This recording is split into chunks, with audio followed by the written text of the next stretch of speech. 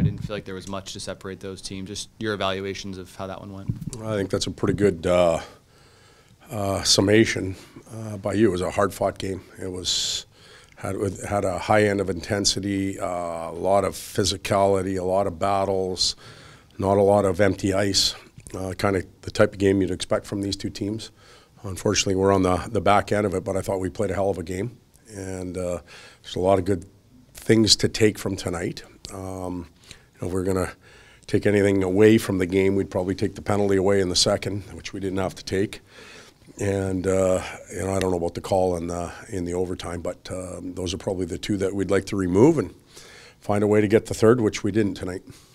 Is it adding to the frustration that you guys aren't playing poorly in these games, but the 1-goal losses added up, or does it give you something to hang your hat on that you're not? No, there's going to be an element of frustration. I'd be concerned if there wasn't, but frustration's a pretty dangerous emotion if you don't channel it the right way, and I think our group has done a pretty good job of it. We spent the morning looking at some of the video from Tampa, the things that we did well and that we liked. Obviously, there were some things to clean up, and we've got another boatload of stuff that we can show the players again today. So, when you get on a streak that's not going your way, sometimes you're really upset at the effort and the the overall intensity of the club as a whole. And we don't have that concern right now. It's there. Just the odd moment, the odd play, both offensively and defensively, that we've got to find a way to make it go our way. Kobe said that you almost have to play a perfect game now to win games. Is that fair to say? Yeah, we're at that point where the line of winning and losing is so fine. At the beginning of the year it came easily. Now it's really tough, but everybody cliches that coaches use and reporters and players that the adversity will help you later on. Well, it's never any fun when you're in it, and that's where the frustration comes from. But I like the fact that we are sticking with each other and we're really digging in, trying to pull ourselves out. If it was going the other way, I'd be concerned.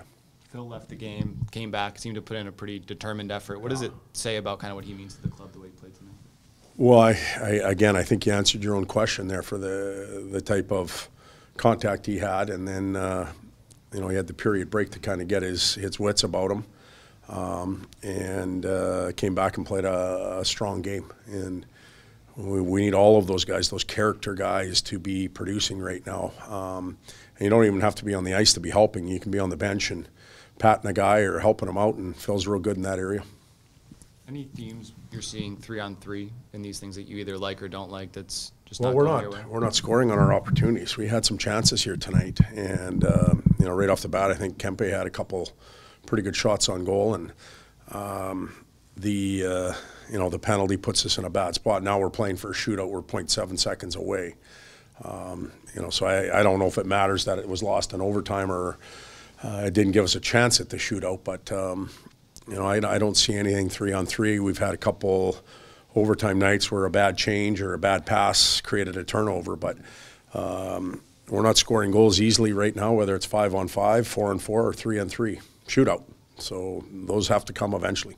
But when you lose with 0.7 left, does make this one the toughest one of the 7 that you haven't won? No, for me the toughest one was the one in Washington where we didn't even get it to overtime.